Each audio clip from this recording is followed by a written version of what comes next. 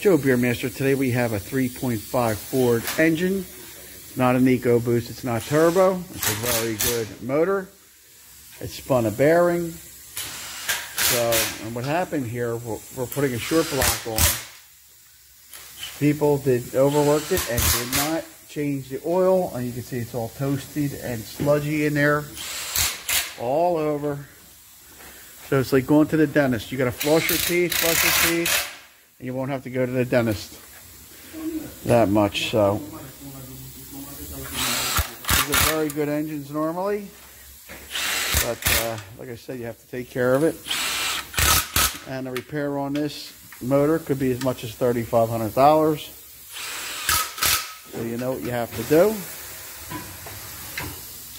We're here with Big Joe, Philadelphia, PA.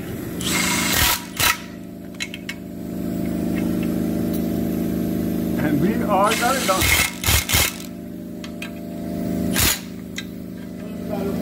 People to contact you, Joe? Yes, 499-9071. It's 215. If you have any questions about any motor, and he specializes in what? Kias? Kia, Hyundai, Ford,